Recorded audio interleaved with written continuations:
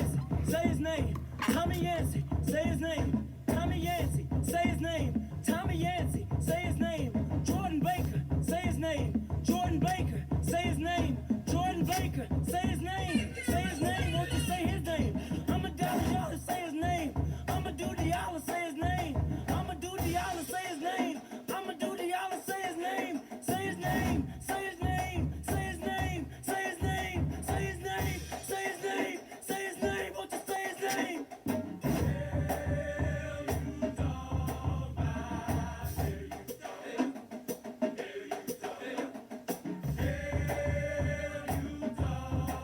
All right, y'all, share, tell somebody I'm on the air right now.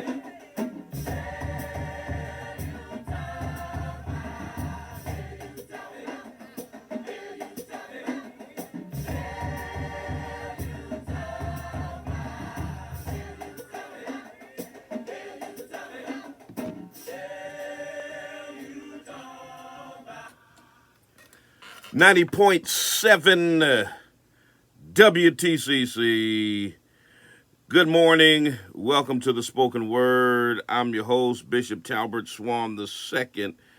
And as usual, we'll be telling it like it is through cultural idioms and nuances that shape the order, ethos, and chaos of the African American experience. Words have their own vitality. They shape their own consciousness and create their own context for interpreting social and spiritual reality. The spoken word contains the power to reshape the landscape of society. 7 minutes past the hour of 9 a.m. And I want to thank Mr. Kenneth Barnett for bringing us up until the 9 o'clock hour with the promise. You can hear the promise every Monday morning from 6 a.m. to 9 a.m., bringing you the best in gospel music. And my goodness, what a terrible day it was yesterday after hearing the news of the death of basketball legend Kobe Bryant. And the nation is mourning his tragic death and that of his daughter and the rest that were aboard that helicopter that crashed in California. That many people are still in shock about what happened. And so I couldn't do a program today without talking about Kobe, his life and his legacy, and what he meant to all of us. So we're going to talk about Kobe Bryant. Also, the NFL all of a sudden is saying that Botham John is everybody's child, that They're so concerned now with the death of or the killing by police of unarmed black people. They didn't care about that when Colin Kaepernick was protesting it. Now all of a sudden the NFL is inspiring change, and Botham is everyone's kid. And I'm going to talk about the hypocrisy of the NFL. It's absolutely insanity. And then there's a group, hopefully we'll have time to get to this. I don't know if we will with the other things that are on the plate today. But there's a group out there called ADOS, American Descendants of Slaves. It's a hashtag that you've seen on Twitter mostly, and a group that is supposed to be fighting for reparations, but they're spending most of their time fighting other black people who have the same goal of getting reparations for the descendants of enslaved Africans. And if we got time, we'll talk a little bit about that. 413-736-2781. 413-736-2781 is the number here. Connects me to you. Tell somebody that the bishop is on the air right now. We're streaming live. We're on Facebook. We're on Twitter /Periscope. We are on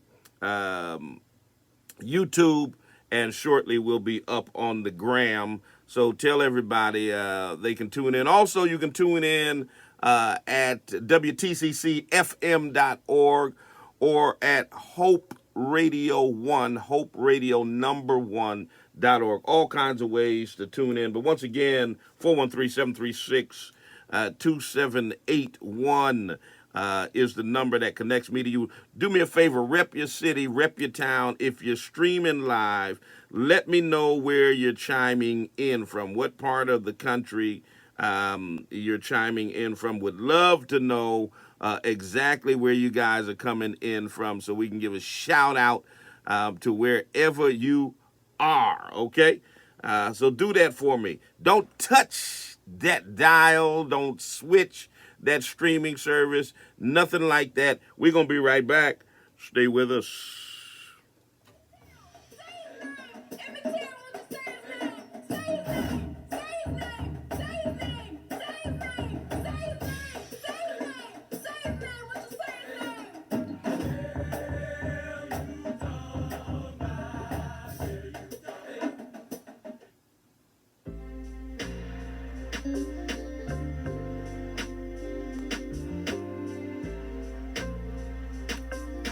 All right, family, don't y'all touch nothing. Share.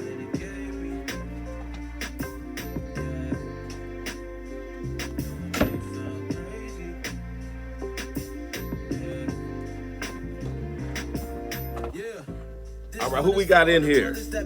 More particularly one because it affected me drastically. I remember my sister gave me the call and I was in awe. Matter of fact, it felt the farthest from reality. She seen somebody. All right, I gotta get the gram up on here. And I said I doubt it's the same friend I had since the 7th grade. She said I'm see if I can get the gram up on here. Check and called me back. Said he hanged himself in his room and had been there for days. Initially, gotta have room for the gram. And I remember that I hadn't seen or heard from the homie all week. Wish she had told me what had him feeling lonely and weak. I guess everybody got demons we don't even speak of. Cause I was with him exactly a week before the call. Just under 20, he couldn't even purchase alcohol. My best friend. All right, I'm live on the gram now. I'm not ashamed to say I shedded plenty tears, but it was hard. He was somebody Tell I him had what I'm plenty talking about. with. The first person I ever burned any trees with.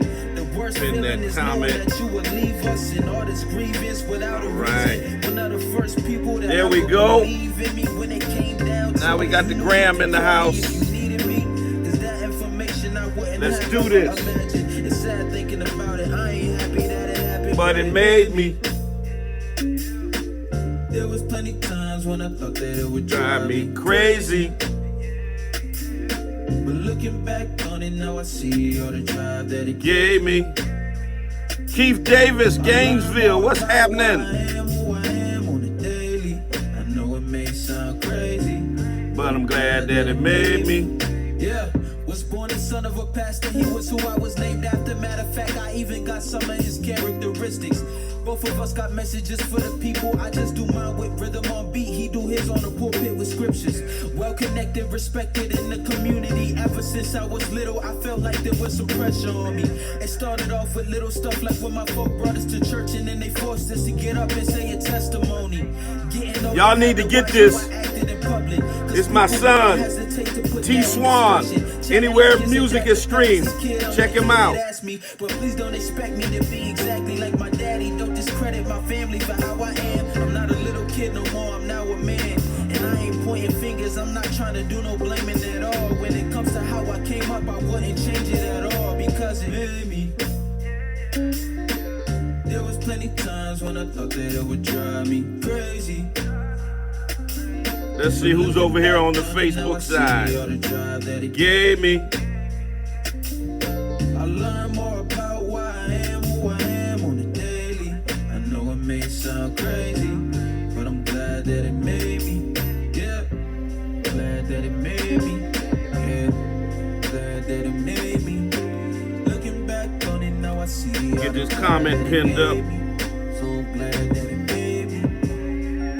Yeah, made me. Yeah, it made me. Know it may sound crazy, but I'm glad that it made me. I would kind of remix that and tell them that the reason this country really became so great is because it had 238 years of free slave labor of our ancestors in the cotton field, bringing wealth to this nation such that no other nation had. Yeah. You got to understand, some of us know that while the country claims to stand on the Puritan ethic of hard work, how you working? God help me in here today. In the big house, while we in the field.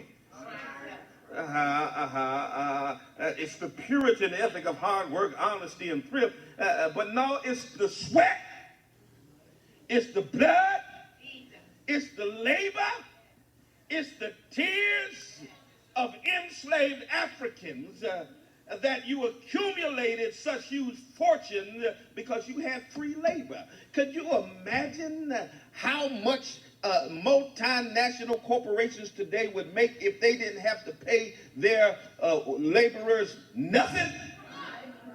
Y'all ain't gonna help me now. They make huge profits right now, paying folk less than a living wage. But can you imagine if they could pay them nothing?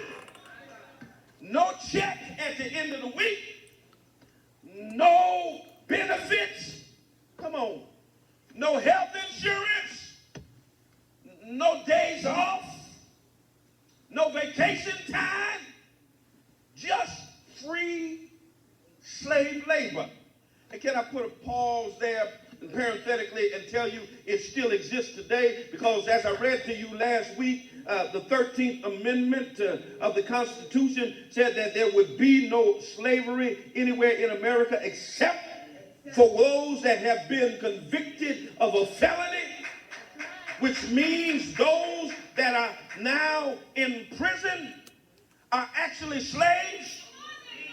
And so now you understand why black men can make up 13% of the population, but over 60% of the prisons, because it's free slave labor. Go to the prisons now. We can go to the Ludlow jail right now. You can get welding done. You can get painting done. You can get signs made. You can get all kinds of stuff done for cheap. Why? Because the labor is free. God help me preach in here today. They accumulate fortune because of free labor. W.E.B. Du Bois, in The Gift of Black Folk, points out that the gift of labor is one of the greatest that Negroes have made to America nationally. It was in part involuntary, but whether given willingly or not, it was given, and America profited from the gift. You see, it was our labor that helped build the cities of the north, helped make cotton king in the south. We prepared the food of the nation. We built schools for other All right, y'all, do me a favor, children share, to tell attend. somebody we on. Cleared the Getting ready to talk and about this frontiers stuff. for the railroads. When the nation went to war, we spilled our blood alongside everybody else. Whenever we as a nation build ourselves up by taking advantage of either the innocence or trust or the misfortunes or the sufferings of others, then we're standing on clay feet.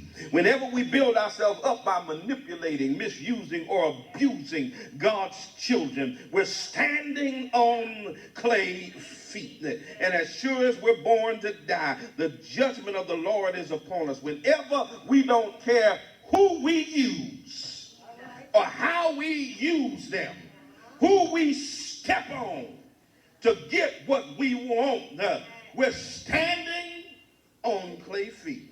Whenever we take from others and give back little or nothing in return, I'm coming down your street.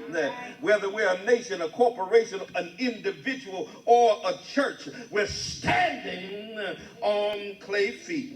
Whenever we forget that God has said, let not the wise man glory in his wisdom, neither let the mighty man glory in his might, let not the rich man glory in his riches, but let him who glories glory in this, that he understands and knows me, that I am the Lord who practices steadfast love, justice, and righteousness in the earth. If you don't remember that, you're standing on clay feet. When you exploit the poor, the less fortunate, you're standing on clay feet. If there's any lesson to learn from Nebuchadnezzar's dream, it's that images that stand on clay feet, no matter how great they are, they don't stand forever. Let me say that one more time. I said they don't stand forever. For Daniel tells us that from out of nowhere, watch this, he says, out of nowhere, a rock.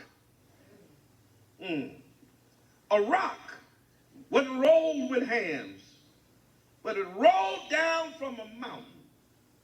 And the rock fell on the feet of the image, making the whole All right, family. collapse and break into pieces.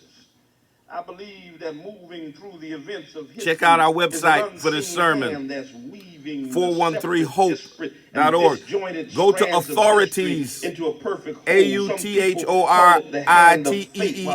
on Instagram or Twitter. Get your 1619 shirts. All right. But I know whose hand it is. It's the hand of God. And every now and then, from out of nowhere, God causes things to happen in order to let us know that he still lives. In order to let us know that he's still on the throne. And that he's Pastor Hubert Powell, what's up, my brother? Over his creation, that he's not Reverend Mayfield, what's good? Vivian Carter, Black Shear. How you feeling today? Jan Mitchell, Aunt Marion. How you doing, Auntie? My baby girl Whitney from Chi-Town. My cousin Lisa from Chi-Town. Chi-Town in the house. Jay Hill, Philly's in the house. Always in the building. Stephanie Johnson, how you doing? Cousin Nicole, how you feeling? Pastor Warren Doris, my man. John Weller, Shabazz Ali, good morning to you. Sister Lily Minton Hill, love you right back. Javon Hampton, what's going on, man? I was just in LA, bro. I know you're doing the doggone thing out there. Ryan, good morning. Mother Roberson, how you feeling? Stacia Brown. Aisha, how you doing? Teresa Armstrong. Good morning. Angela Thorpe, third vice president, NAACP. Karen McKnight Hightower, first lady, how you doing? messing with my children. Ebony Hayden, Sam Bradley, my man, my class president. What's up, brother? Trevor Stewart. Good morning. Felicia. John Weller. Good morning. All of y'all. Let's see who's over here on the Periscope Twitter side. And when you get tired of what's going on, come on, rep your city, rep your town. Let me know where you're coming from. Good morning, good morning, good morning. God arranged providence so that in the same place, at the same time, he had placed a little pastor, young 20-something-year-old boy. All right, we're going to do the weather, couple public service announcements, and we're in our conversation. All right, family, hold tight. Whose name was Martin Luther King Jr., somebody who had been rejected at 3 other churches that didn't want him. The famed Riverside Church in New York didn't want young Martin King. There were other churches that didn't want young Martin King. And this little church called the Dexter Avenue Baptist Church said, we want to get us a young, impressionable pastor, somebody that we can mold, because they had got tired of being in the midst of the struggle, in the midst of all of the turmoil and what was going on, because they had an activist pastor named Vernon David Johns, Gilbert. Good morning, brother. Mouth pastor, kind of like y'all pastor. Come on, somebody. A pastor that Esther Ruby. Good morning. Stirring up trouble in the community and speaking truth to power. And Phyllis Moore. The powers that how you feeling today?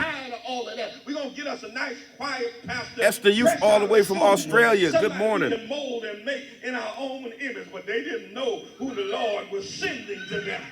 He sent them this young boy, straight from Boston University, named Martin King. Oh, my God. And from out of nowhere in Montgomery, Alabama, the capital of the old Confederacy, King came forth proclaiming that the arc of the moral universe may be long, but it bends towards justice. And that truth crushed the earth would rise again. When those blacks started proclaiming we'd rather walk in dignity than ride in shame, they set off a chain reaction all over the country, all over this nation. Blacks, young and old, educated and uneducated, found a new courage to stop laughing when they weren't tickled, to stop scratching where they weren't itching, to stop marking time and to start marching. And when blacks started marching, so did Native Americans, and so did Latinos, so did women and people devoted to international peace. And this old image of America began to reel and rock, and it hadn't stopped shaking yet. And only God knows how long it will stand. So my final point, my sisters and brothers, look at your neighbor and tell your neighbor, God can move the rock against clay feet. Oh, I don't think your neighbor got it. Look at somebody else and tell them, neighbor, God can move the rock against clay feet. Y'all calling in. Give me a minute. Talk about, preacher, that problem in your life, it may seem to be strong, but it got clay feet. That sickness in your life may seem to have you down, but it got clay feet. That turmoil in your relationship may seem This is called We Are Part Clay. loose, Get it on our website, 413hope.org. Or our podcast. It's up on podcast, Spotify, Apple, wherever you stream podcasts. Nebuchadnezzar's dream became a mountain that filled the whole earth. You see, the danger of clay feet is that one day God will raise up a stone that can tear down arrogance, a stone that can bring down our ivory towers of privilege, a stone that will shatter the notion of manifest destiny, a stone that will crash into the foundation of white supremacy and racial oppression. A stone that will shatter all of our excesses and destroy our feeling of entitlement. A stone that will remind us that God is the only superpower. That God has sent stones before against clay feet. He sent a stone against the economy to remind us that as rich as we are, we can join the rest of the world's poor. He sent a stone against our false feeling of security. You remember when 2 towers collapsed in New York. He sent a stone against systematic oppression when Ferguson and Baltimore burned by the fires of frustration at the hands of those who were sick and tired of being sick and tired. And I want you to know that God is still sending stones. Would you tell your neighbor, God is still sending stones. Stones against sickness and disease. Stones against racial oppression. Stones against domestic violence. Stones against violence in our streets. He's sending stones against failing schools. Stones against poverty. Stones against political corruption. Stones against religious abuse. God is still sending stones against clay feet. Bless his name. No wonder the songwriter said, I'm looking for that stone. Hewed out the mountain. I'm looking. No. All right, we ready to rock and roll now. From Western Mass News. Well, mainly cloudy skies, perhaps a flake or flurry. Temperatures in the 30s. For this afternoon, clouds, a few breaks of sunshine, breezy. Highs still get up into the lower 40s. For tonight, mostly cloudy, temperatures down into the 20s. Then for tomorrow, clouds and sun mix. There could be a flurry. Highs in the upper 30s. For Wednesday and Thursday, we should hang on to quite a bit of sunshine as the dry weather continues. High temperatures on Thursday in the low to mid 30s, so seasonable. Friday, we're back up close to 40 degrees. Next chance of any storminess, perhaps over the weekend. With your Western Mass News First Warning Forecast, I'm meteorologist Dan Brown. This program has been underwritten by Julius D. Lewis. Hi, I'm Julius Lewis, host of the Lewis and Morrow Financial Hour. Here on Let's get it, y'all. Let's get it. Wednesday from 9 a.m. to 10 a.m. With over 10 years of experience as an independent financial consultant, providing the following services: 401k, pension, and tax-deferred account rollovers, life insurance, and tax-free income strategies. Personal Use PSAs, and then we in there. Understanding of various financial product is what I'm most proud of. For financial services, Julius D. Lewis at 413-204-9661. 204-9661. Free consultation to review your financial portfolio. WTCC would like to thank Julius D. Lewis for underwriting with us. This program has been underwritten by Mass Hire Hampton County Workforce Board. Are you unemployed or trying to make ends meet on a minimum wage job? Are you seeking a career? Have you considered a manufacturing career as a CNC or a complex machine operator? Mass Hire Hampton County Workforce Board has training slots available for a free 15-week advanced manufacturing training program. Trainees all right, y'all. Blueprint reading, Tell a friend. math, Bishop is on. We about to get into this. Machining operations and setup. Training programs are located in Chicopee, West Springfield, and Westville, Mass. Applicants must be unemployed, only working part-time, or cannot be making more than $13 per hour. A high school diploma or equivalent is required for this program. For more information and to sign up, Joanne Lyons, 413-787-1552. Email at jlyons@masshire. Hit that thumbs up. YouTube. WTC. Subscribe. Mass Hire for underwriting with us. Hit that thumbs up. This program has been underwritten by Westfield State University and Springfield Public Schools. Hi, I'm Dr. Cheryl Stanley, Dean of Education at Westfield State University. And I'm Azelle Kavan, Chief Communications Officer at Springfield Public Schools. Do you want to be an inspiration, transform a life? Become a teacher in your neighborhood, right here in Springfield. A career as a teacher at Springfield Public Schools allows you to work in a field with many opportunities. All right, we rolling with it now. Increases and inspire youth from your community to dream beyond their challenges. A unique partnership between Westfield State Come on, hit that thumbs up. and Springfield Public Subscribe, Schools y'all. Pays a pathway for Springfield Public School students to become Springfield Public School teachers. For more information, contact the Springfield Public Schools High School Guidance Counselor or Westfield State University. Reach to teach. WTCC would like to thank Westfield State University and Springfield Public Schools for underwriting with us.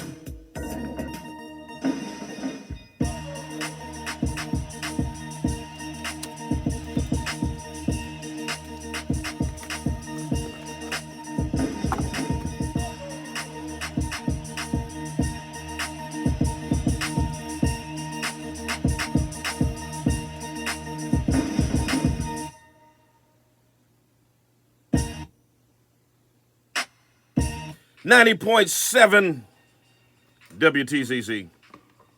First, we need a moment of silence in honor of Kobe Bryant. We're going to do that right now.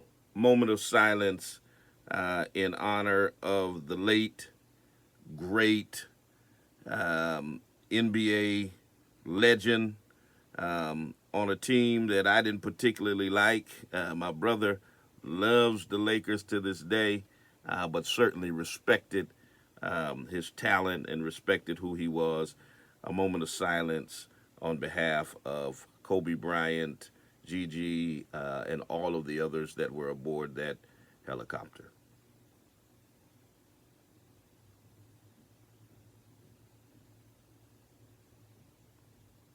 Amen. So, Kobe was one of the early ones who made his leap directly from high school into the NBA. That's how talented he was. And he had a sparkling 20-year career with the Lakers that established him as one of basketball's all-time greats. The argument is who was greater, him or Michael Jordan or LeBron James, and certainly his name is up there within the top 5 people that are talked about all of the time. He was among 9 people that were killed in that helicopter crash on Sunday morning north of Los Angeles.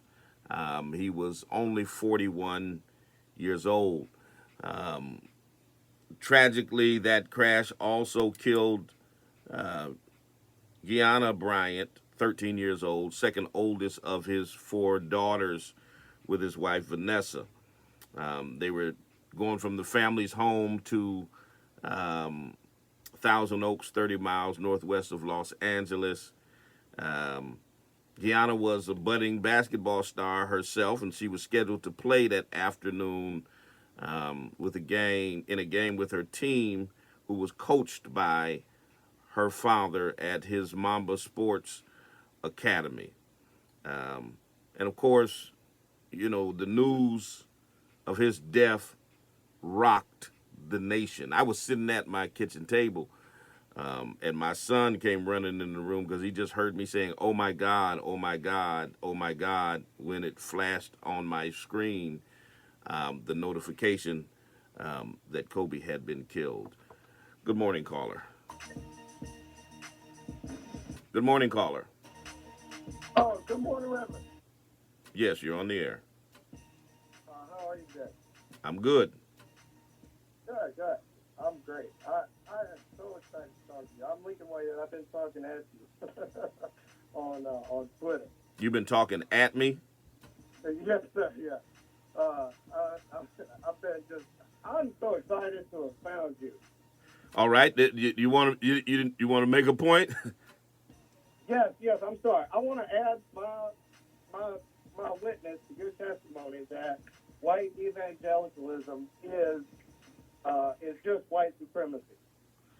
I grew up in two different white Pentecostal organizations in Mississippi, and one of the first questions that led me astray was, why in Mississippi are there no black folks in my church?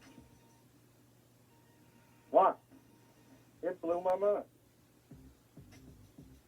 Yeah. Which denominations were you part of? I was in the United Pentecostal Church, and I was also in a small organization called the Associated Brotherhood of Christians. All right. And are you still part of a Pentecostal movement? If so, which one? Absolutely not. Absolutely not.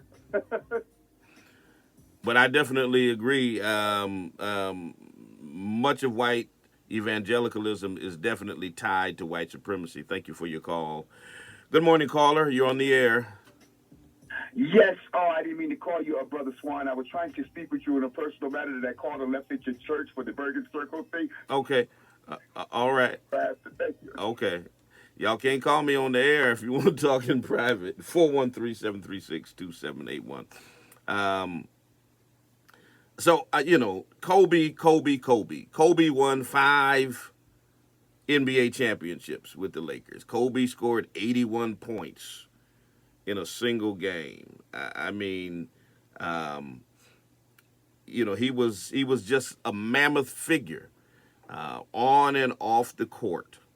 From the time he arrived in the league, I remember 1996. I was a young man, lifelong fan of basketball, played ball myself, and I remember when he was the 13th pick in the draft that year. It was questionable what he was going to do, but over the next 20 years, he earned 18 All-Star selections, regular season MVP awards, 2 NBA final awards to go with his 5 championship rings. And so by the time he retired in 2016, after that last game, which was an unforgettable 60-point farewell game where he sat out the fourth quarter, he had built an unmatched legacy. And I'm from the home of basketball. I live here in Springfield, Massachusetts.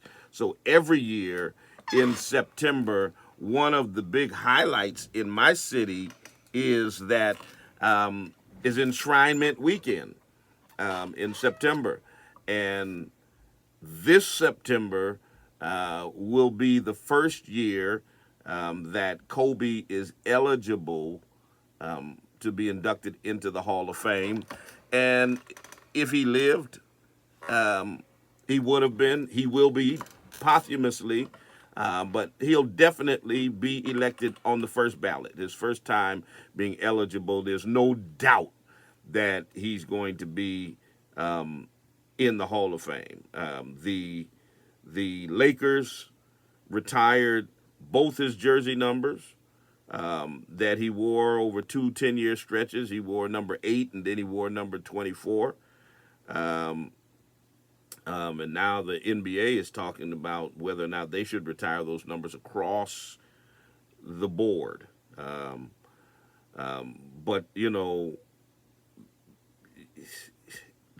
we really don't have any words. We really don't have any words. And I know there are some folks out there who are talking about some old things, sexual assault allegations, etc., that he was never convicted of. And so you got some white supremacists out there calling Kobe a rapist while they worship and defend a guy in the White House who's been accused of raping 22 women. But anyway, Kobe was number 3 on the NBA scoring leaders with over 33,000 points behind Kareem Abdul-Jabbar and Karl Malone, until LeBron just passed Kobe Saturday night. And being the gentleman that he is, Kobe tweeted his congratulations to LeBron just 15 mere hours before the crash, and told him to continue to move the game forward, and gave him and said, much respect, my brother. The legend, Kobe Bryant. We're going to miss Kobe, who was just getting started with his contributions to our nation and the world post-NBA, which I'm sure even in the few years that he was retired were already significant and were going to be even more significant. So our hearts and prayers go out to his wife, Vanessa, and his entire family, immediate and extended family, and our hearts are broken at the loss of Kobe Bryant. 413-736-2781. 413-736-2781. Now, let me tell you, when Trump finally got around to tweeting about Kobe's death, it had already been widely reported, and he was still tweeting nonsense about the impeachment hearings, about John Bolton and that kind of stuff. And many people were irritated that here the nation is in shock and you're thinking about yourself. But that's what narcissists do. That's what they do. So I'm going to read to you what I said when that clown finally got around to saying something about Kobe. And I've been under attack by white supremacists ever since, including multiple calls to my church last night, including a death threat because they're upset about what I had the audacity to say to the fake president. So one caller said that, I was an N-word who should be hanged.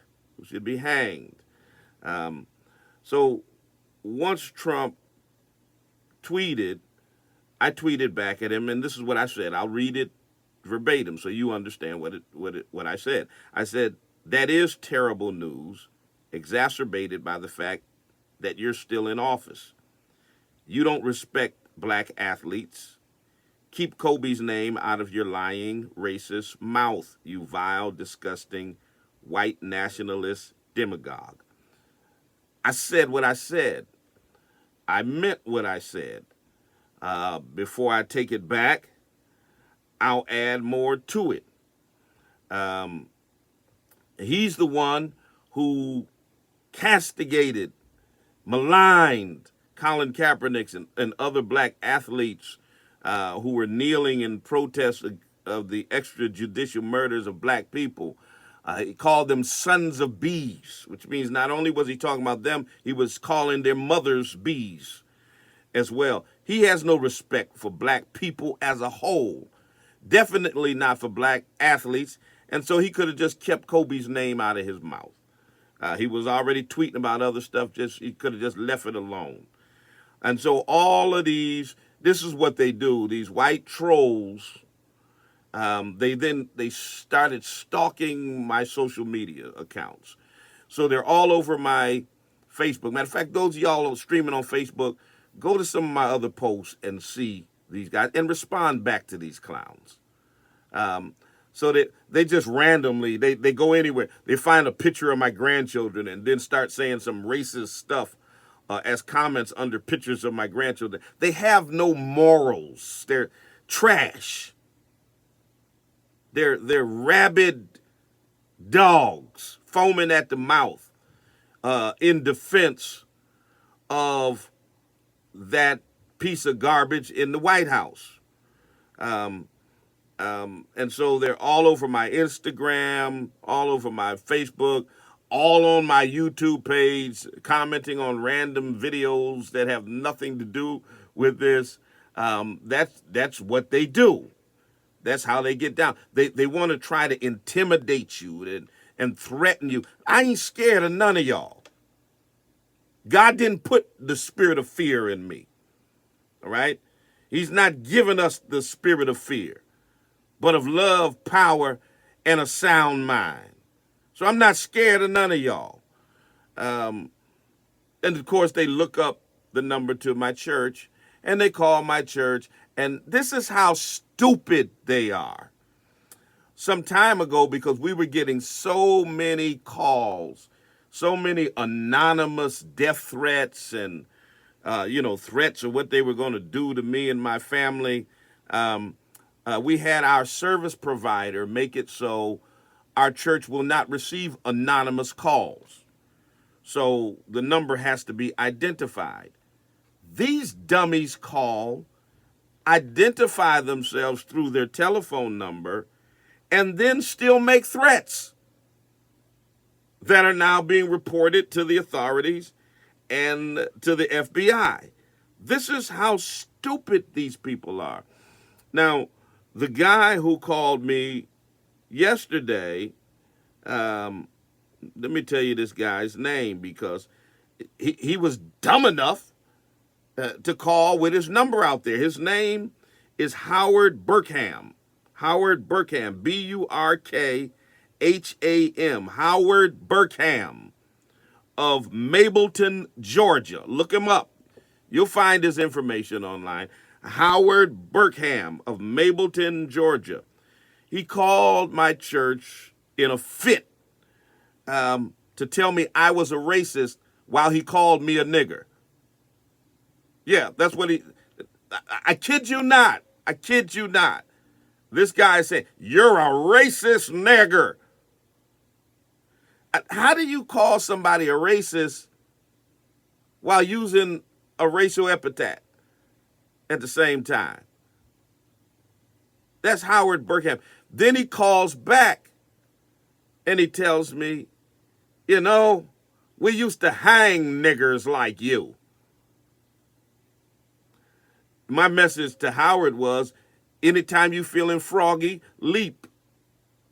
Because if you come to Springfield, Massachusetts with the intent on hanging me, you won't leave here like you came, in Jesus' name. This ain't grandmama's civil rights movement. Y'all gonna cause y'all president to get y'all hurt. Okay? This ain't the Yassa Boss, Nosa Boss days. This ain't 1950s, 1930s Mississippi where as a black man, I'm going to look down and not look you in the eye and Yassa Boss you because you a white man. That's not the day we're living in. And y'all going to let Trump cause y'all to get hurt. I'm saved, not soft. Okay? And y'all can't bastardize scripture with folk who know the scripture. You're not going to turn the other cheek to me and tell me that it's my Christian duty to allow you to run over me and to abuse me and to harm me. No, I'm a Nat Turner kind of preacher. I believe in the Malcolm X philosophy. Get along with everybody. Respect everybody. Be peaceable to everybody. But if somebody puts his hands on you, send them to the cemetery. I believe in that. And I promise you, if you call yourself trying to hurt me or mine, you're not going to get another cheek. It's not going to happen. But these folks have lost their minds. When they say they want to make America great again, That's what they want. They want to take us back to the 1940s and 50s, where we were subject to them and we were scared of getting lynched. And no. Listen, I'm trying to tell you, white supremacists who keep stepping to me for your own good. I'll be tried by 12 before I'll be carried by 6. And if you don't know what that means, figure it out. But this whole thing where you think you can silence a black man, you can punk a black man, you can mass threaten a black man into oblivion and think you're going to shut me up, it's not going to happen. Okay, so for all of the Howard Burkhams and white supremacists out there who think your little scare tactics are working, you got the wrong black man. The wrong one. Before I'll be a slave. All right? I'll be buried in my grave and go on with my Lord and be free. 413-736-2781. I'm telling you, family, keep your head up. Be vigilant. These people are crazy. But I live in the land of Smith and Wesson. Y'all ain't the only ones who believe in the Second Amendment. The difference is we believe in it not to start a race war, but to defend ourselves against scum like y'all. Good morning, caller. You're on the air. Good morning, sir. How are you? I'm good. How are you? I'm well. Just a commentary, point out here. Isn't it something that these same so-called Christians and evangelists said everything they wanted to say about Barack Obama, President Obama? It was freedom of speech. But when we say the things that we have the right to say, we don't know our place. Oh yeah, we uppity. All of a sudden, things that were in Scripture all along, they're now wanted to apply. Now all of a sudden, you're supposed to pray for the president. You're supposed to obey the president. You're supposed to respect the president. But none of them scriptures applied for the 8 years that the black man was in office. Not one time. And it's just, and then I used to teach, and I taught in the burbs, and they can't understand why so many of their children have so many issues. They don't know what to believe. Their parents are such hypocrites to have the audacity to go to church and turn around and hate. That's why they join these cults and they do drugs. They're so confused because they don't know what to believe. I mean, I literally have these white evangelicals who call my church, tell me I need Jesus. I'm going to pray for you, you nigger. And they see no contradiction between telling me I'm a nigger, but they're going to pray for me that I receive Jesus. Now, see, I don't want the white Republican conservative Jesus that allows you to call black people the N-word and do everything that you do and still think that you have salvation. That ain't the Jesus I want no parts of. Well, and they still have these images of Jesus, with the blue eyes and the yellow hair. They need the Gutenberg Bible and find out or take some trips to Europe to some of these cathedrals where they show the Christ child and the Madonna as they really are. And that it's just a throwback. When I was younger, I used to read books by James Baldwin and other authors and wondered, how people could be so evil. Yet here we are in this day, and it's like we've never progressed. I used to wonder how people like Hitler came to power, and look where we are now. See, here's the thing. I told folk, I was preaching a sermon the other day, and I said, now, the reason we can't get complacent in progress that's made, we always talk about, how much progress has been made. See, evil does not concede defeat. When you get one victory, evil doesn't just go sit down and say, I guess I lost. It regroups. it reformulates. It comes back at you. Right now, the Voting Rights Act has been nullified for all intents and purposes. They want to bring us right back to where America was. And this guy, Howard Burkham, he's 54 years old. So just think about that. That means his children are millennials. This racist raised children who likely are racist. And see, people want us to think it's a thing of the past. No, white folks passed that mess on from generation to generation.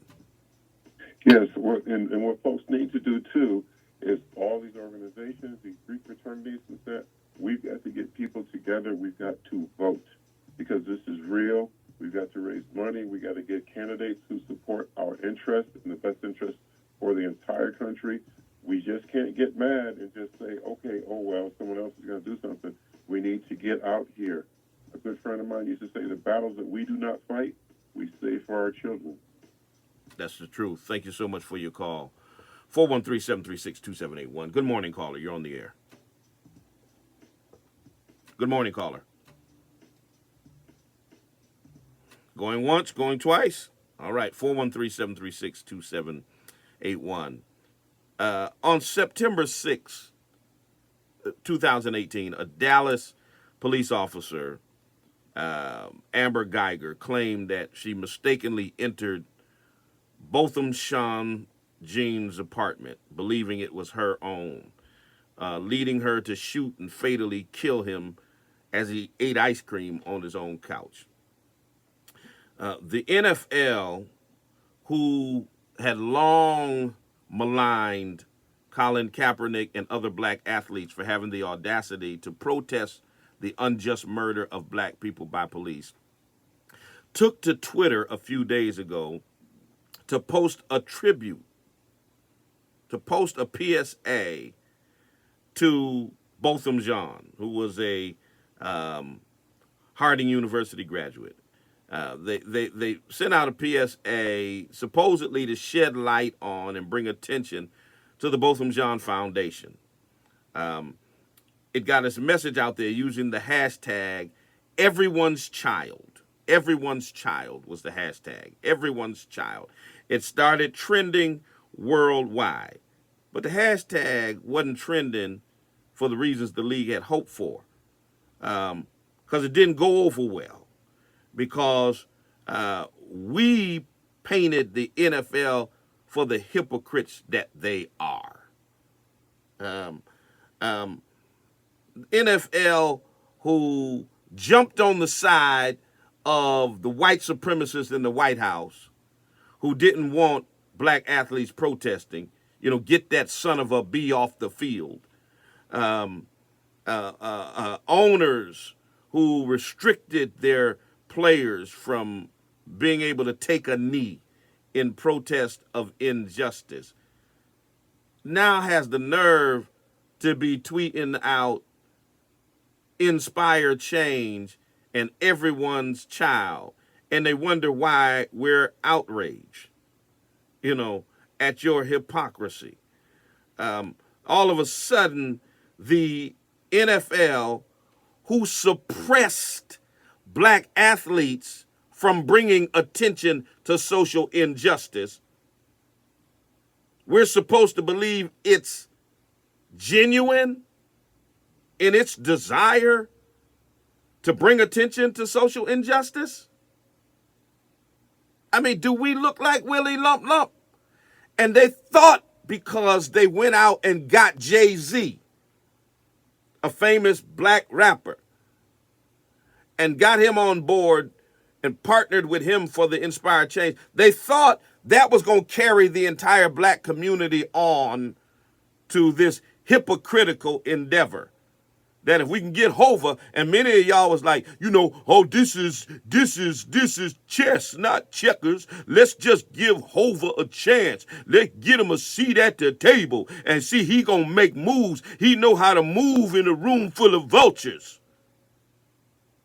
No, he know how to get a check and sell black people out to a bunch of other billionaires who don't give a hamburger about social injustice or dead black people. They care about the fact that the Super Bowl is coming up. No. And so that's why this effort is backfired. That's why folks are showing disdain for what they're trying to do. That's why people are calling out Hova and the NFL for the hypocrisy of the post. That's why we're pointing out that the NFL blackballed Colin Kaepernick for his stance on this exact movement.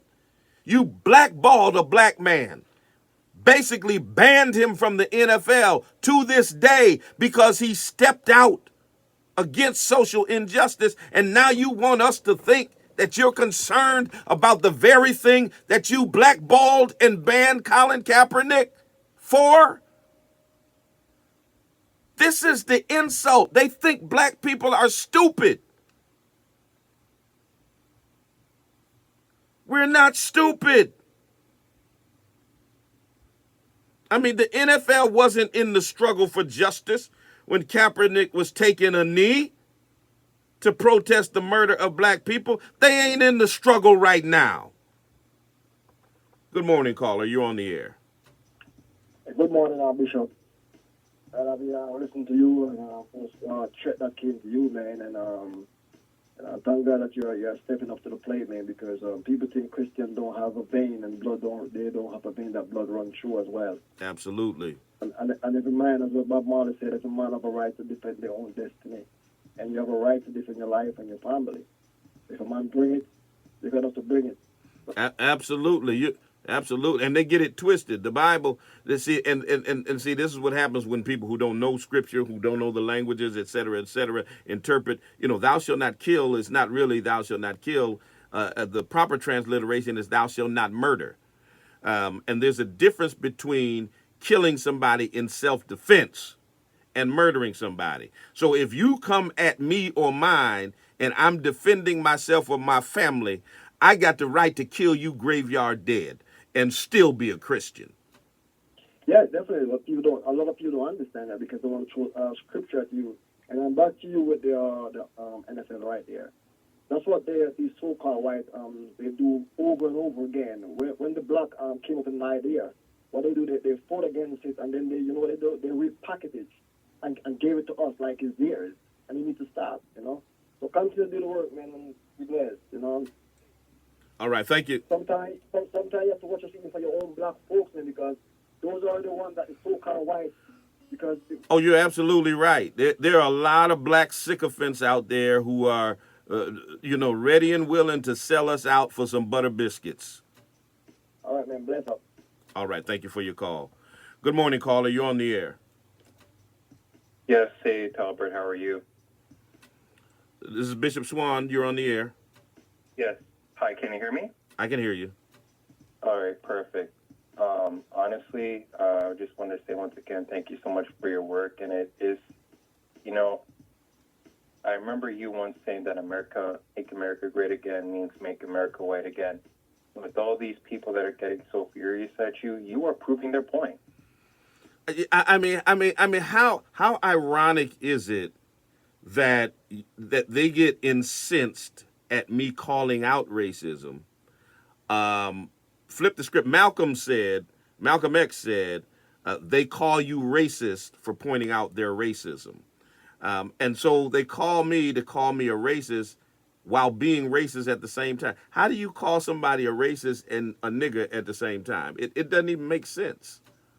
It's an oxymoron. And this is not the first time it happened to you. As said, I've seen the letters or people who are like MAGA, nigger, calling you this and you are proving their point. So it doesn't make sense. Why are you mad, right? And again, it just all goes back to white privilege 101. Oh, you're absolutely right. And the thing is, it's like it's a how dare you spirit. Like I'm white. How dare you challenge me on my bigotry? And how dare you get uppity, Negro, and challenge the president that we like?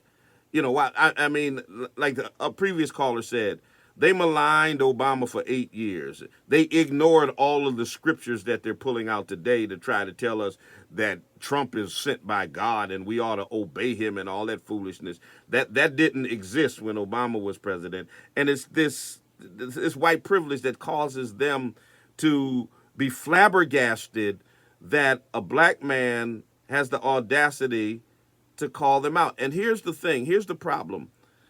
The most dangerous black man on the planet for them is a free black man that they can't control, they can't silence, and they can't take anything away from. See, as long as they can take something from you, threaten you with your job or, a grant or something like that, then they can control you and silence you. But when they run into a black man that they don't give nothing to, that they can't take nothing from, they can't control, and they can't silence, they get all flustered, and this is the way they respond. Facts. And just a point that I wanted to put in, all right, because I'm going to say this right now. If any person who's going to vote for Donald Trump for 2020, you're a white supremacist in my eyes. No hold barred, no equivocation, point blank, period. That's what it is. I don't care. I don't care if you're black, white, and any black or any non-white person who's going to vote for Donald Trump for 2020, you're a coon in my eyes. Simple as that. Brother, I need to take you to lunch. And with all these buck-dancing black white supremacists like Larry Elder, Candace Owens, Brandon Tatum, they should be ashamed of themselves. They should be ashamed of themselves. Buck dancing all there defending Donald Trump. I mean, it's going. I mean, they're willing to criticize everybody else, but then they act like Donald Trump's the god and can't do anything wrong. Get out of here. Get out of here. It's pretty sad, and I live in Canada, and I see this happening in America. Coonery is becoming at an all-time high, man. That's all I got to say. Thank you for your call. Appreciate you, brother. Good morning, caller. You're on the air. Yes, good morning. I just kind of weigh on the end of your subject you're talking about this morning, and you're talking about all of the threats and all that stuff that you're getting from different people out there. And while you're on that point, sorry to interrupt you. If you want to hear it, I can't play it here. Go to my Twitter page or my Instagram or even my Facebook, and you'll hear the latest threat by this Howard Burkham guy out of Georgia. Go right ahead, caller. Okay. Well, thank you very much. So you want me to talk about it now? Go right ahead. Yeah, okay. So I just wanted to, kind of lean in on that. And just rest assured that you're not the only one out there by yourself, sir. So I'm one of these people from old school, and I'm not one that just got off the boat from Africa or someone like that. My ancestors been here for 10, 12 generations of North Carolina or American Blackfoot. So right now, I'm not going anywhere. If anybody wants to leave, take that fast boat to China, wherever they want to go, but I'm going to be here. So just rest assured that assurance that you're bringing out right now and bringing out all these supremacists, all these people with their head in the sand since number 45 has been there, need to realize, we might have been babies once, but now we're grown up. So I just wanted to, interject that in there, and I don't plan on going anywhere unless the good Lord take me there. Have a good day, sir. All right. Thank you for your call. Let me get this in real quick. So the last thing I wanted to deal with, there's been a movement out there, ADOS, American Descendants of Slaves. It's founded by a woman named Yvette Carnell and a guy named Antonio Moore. Reparations, the lingering racial wealth gap, have been conversations largely within the black community. Those issues have received wider attention, particularly among Democratic presidential candidates, because of this ADOS movement and conversation about reparations.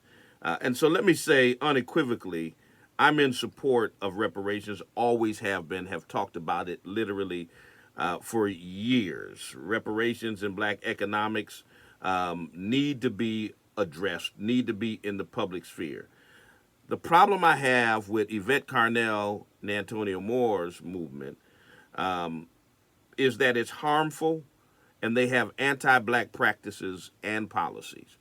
And they continue to attack any black person who they disagree with in the slightest form. Frances Cress Welsing, they have attacked her. They have attacked Dr. Claude Anderson. They've attacked Talib Kweli. They've attacked Tariq Nasheed. They've attacked me. They're attacking Killer Mike right now.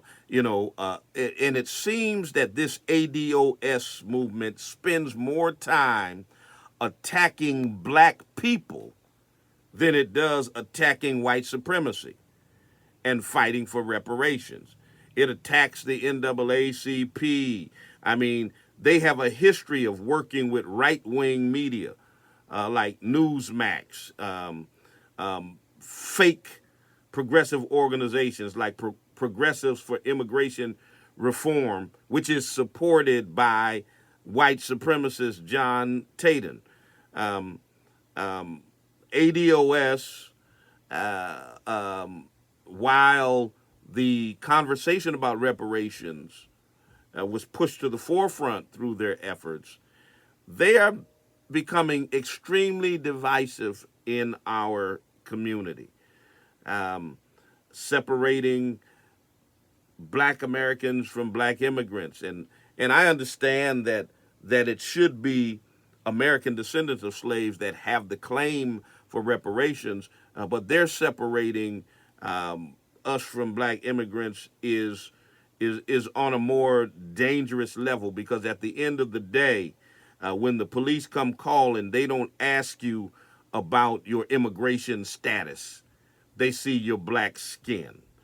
Now, they claim to be outspoken advocates for reparations, but they won't support H.R. 40, the Commission to Study and Develop Reparation Proposals for African Americans, a bill that was sponsored by Representative Sheila Jackson Lee. They initially supported the bill, but now they're pushing for the bill not to be supported. And I can go on and on with the dangers of this particular movement.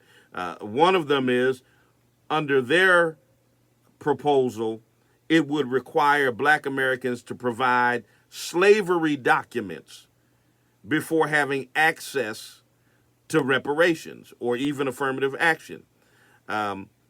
Many African Americans who are descendants of slaves won't be able to provide this documentation. A lot of documentation doesn't exist, for them. And so consequently, this slavery papers requirement would open the door for government scrutiny of family records, exclusionary practices. It would knock out a number of people who are descendants of slaves, but who can't prove it with slavery documents. I'm not with that. ADOS leaders and their minions swarm and attack people on a consistent basis. They refuse to work with established black reparations organizations like NCOBRA, that's advocated for reparations for decades on behalf of African Americans. They frequently attack black historians, black scholars, black activists, black leaders with this online harassment, which is what they're doing to me right now. And let me tell you, it's for petty reasons. They started attacking me. Tariq Nasheed is having what he calls a Foundational Black Americans Conference in June. And he posted a flyer. I liked his post.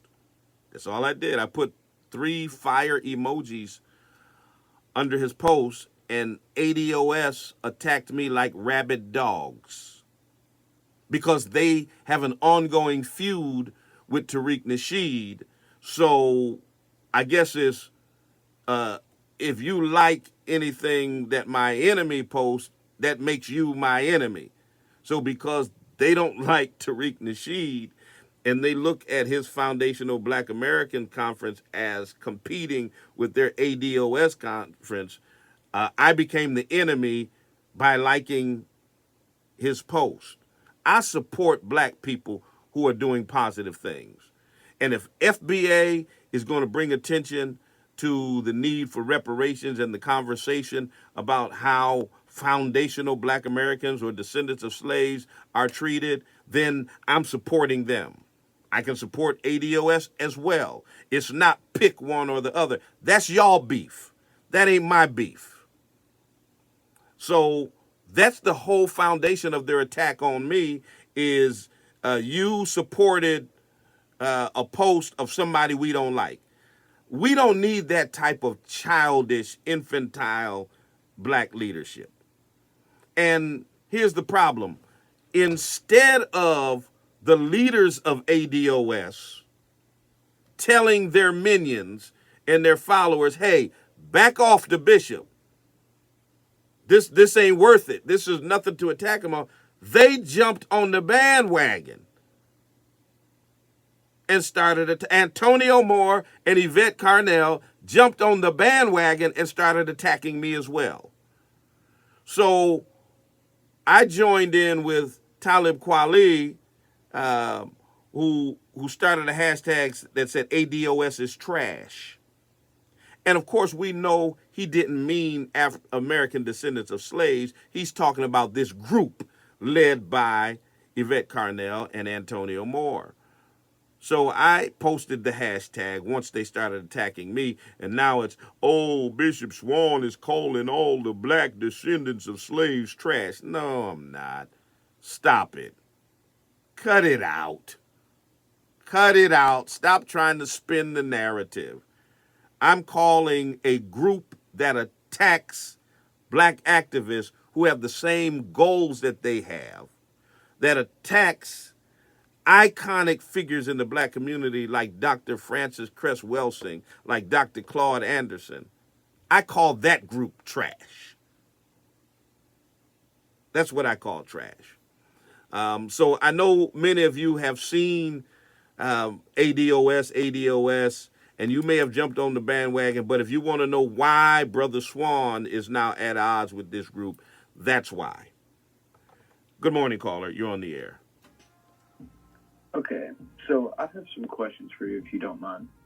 And this is like no way me trying to disrupt the show. I was just wanting to know how you think that calling our president out for paying his respects to people who lost their lives, calling him out for being a racist, trash piece of shit, I don't see how that... Well, first of all, you're not going to put words in my mouth because that's not what I said.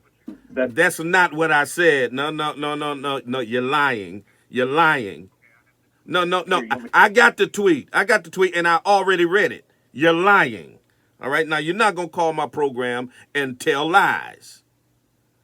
I read the tweet at the beginning, and everybody can go on my page and find it. You know, you're not going to sit here and tell a lie, but I'll tell you exactly why I said what I said. This is what I said. Y'all can find it on my Twitter. It says, that is terrible news, exacerbated by the fact that you're still in office. You don't respect black athletes. Keep Kobe's name out of your lying, racist mouth, you vile, disgusting, white nationalist demagogue. Nowhere did I call him a POS. You're a liar, caller. You're a liar. All right? You ain't gonna call here and tell no lies.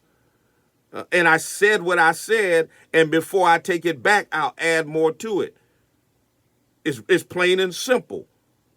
Donald Trump does not respect black people. He does not respect black athletes. He calls black athletes sons of bees. But above that, let me tell you what Kobe Bryant had to say about Trump. Since you're upset that I called him out for his disingenuous, hypocritical condolence toward Kobe's family, he should have just kept his mouth shut. This is what Kobe said about Trump, and I quote, "A POTUS whose name alone creates division and anger, whose words inspire dissension and hatred, can't possibly make America great again." Let me read it one more time. Since you're trying to distort my words, we'll once again read Kobe's words. Kobe Bryant said, "A POTUS whose name alone creates division and anger, whose words inspire dissension and hatred, can't possibly make America great again." Now that's what Kobe had to say about that vile, racist demagogue in the White House. Now what you got to say about that? Good morning, caller. You're on the air. Okay, I'm not a troll, so before you hang up on me. Yeah, I'm hanging up on you because you are a troll. You're a liar and a troll, and you don't get two shots. You don't get two bites at the apple. You don't get to call here and lie on me and tell my audience that I called him a POS, because that's not even language that I use. I don't even use that language. You're not going to call. You don't get to call my show back and get on the air after calling here with that lie. No, that's not how it works around here. You don't get to say so because you're white. I'm white and I say so. No, bruh. Not today. Not tomorrow. Not ever. Not on this show. No. You better call up Rush Limbaugh or Sean Hannity or somebody with that mayonnaise dripping foolishness. That ain't how it goes down round these parts. Oh, boy, the mayonnaise marauders be tripping me out, boy. They are something else. I'm telling you, they are a piece of work. Good morning. Talk to him, bro. Talk to him. I'm trying. I'm doing the best I can. God bless you. Keep it up, brother. All right. 413-736-2781. Oh, my goodness. My goodness. Man, and here's the thing. That tweet that I just read to you all that I tweeted out there about Trump, I got death threats behind it. I mean, what a way to prove that your president ain't racist and you ain't racist, but to call a black man a N-word and threaten to kill him. I mean, you guys prove my point over and over again. And then you get others who then justify that behavior, who say, well, you deserved that call. What? I deserved for somebody to call me an N-word and threaten to hang me? Now, anybody who agree, I don't care whether you agree with me politically or not. Basic decency and humanity in you would say that's disgusting.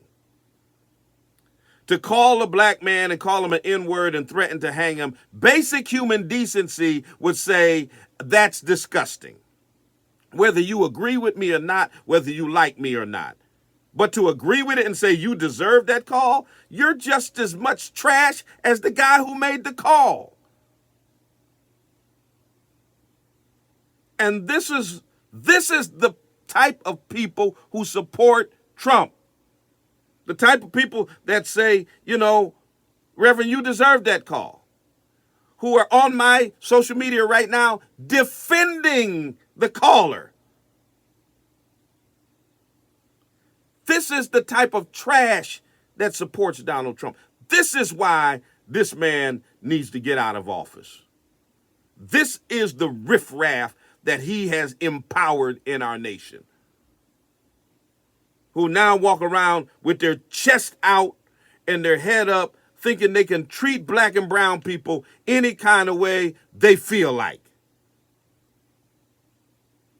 That's why they'll call with their caller ID showing, completely identifying themselves and do stuff like that because they think that they are untouchable because of that demagogue in the White House. Trump is going to cause a lot of y'all to get hurt.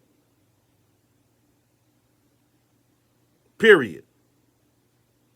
He's going to cause y'all to get hurt.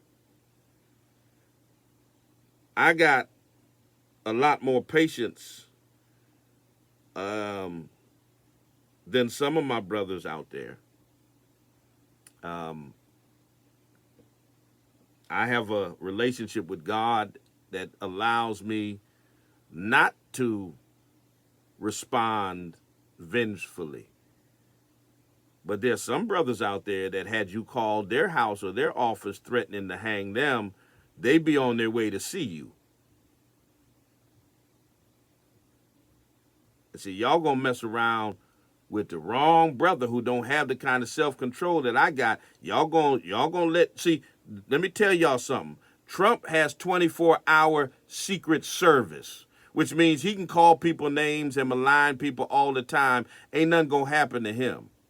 You ain't got no secret service. You keep playing around with black people. Good morning, caller. You're on the air. Good morning, Talbert Swan. How you doing? I'm good. How are you? Everything in Scripture is fulfilling. It talks about that in Ephesians chapter 6, verse 12, that we're going to be wrestling against spirits in high places. So us, as believers and followers of Christ, it shouldn't be no new news. It's just that we just got to put the full armor of God on and go forward and resist everything that the devil is trying to do in those high places. And it's just a reminder that it's even going to get worse as time goes on, but we just have to be equipped and have knowledge on how to deal with all of this bias and racist stuff that's going on, not only in this world, but also in our community. And that's the only thing I just want to share today. All right. Thank you for your call. Listen, now let me announce this before I get off the air. The Lift Every Voice lecture series is on its way. It's on its way. Every year for the last 10 years, I've sponsored a lecture series that has brought world-renowned people, some of the brightest minds in the nation, to Springfield, Massachusetts, in a lecture series in celebration and honor of Black History Month.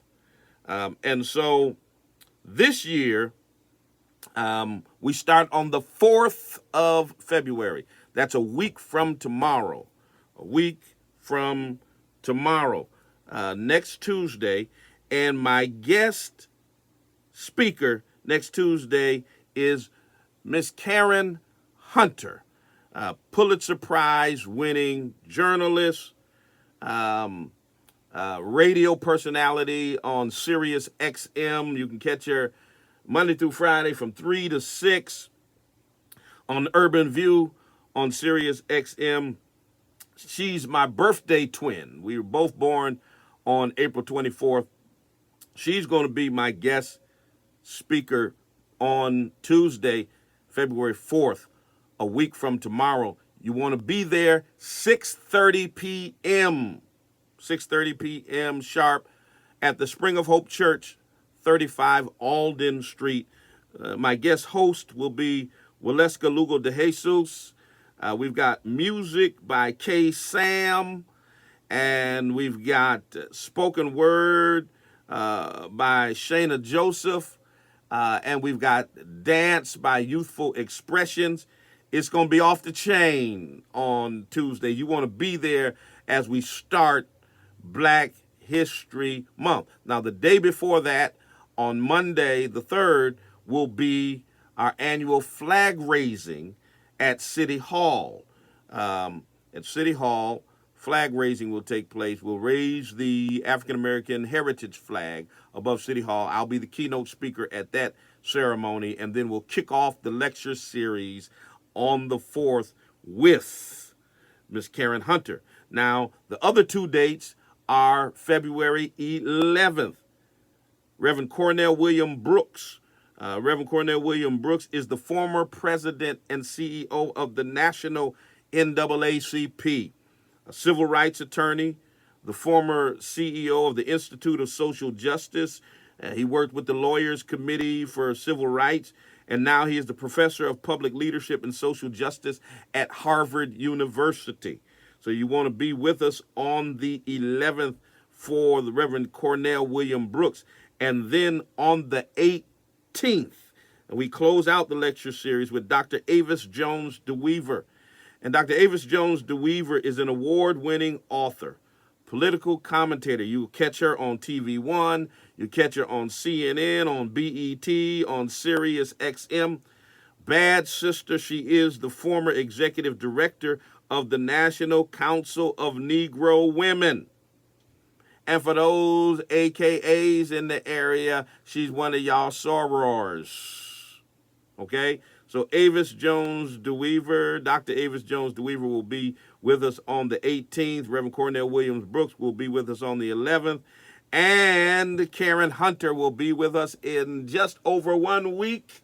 She will be with us to open up the Lift Every Voice lecture series. Everything takes place 6:30 p.m. Spring of Hope, Church of God in Christ. And if you're looking for a place to worship, that's a good place to hang out. Check us out every Sunday. We start prayer at 7 a.m. Then we got Sunday school at 9:30 a.m. And then our morning worship celebration is at 11 o'clock a.m. Check us out at 413hope.org. My pleasure being with you. I'm going to sneak you in, caller. I'm just going to sneak you in. You're the last caller of the day. Good morning. Good morning. How are you? I'm good. Caller? Goodbye. Okay.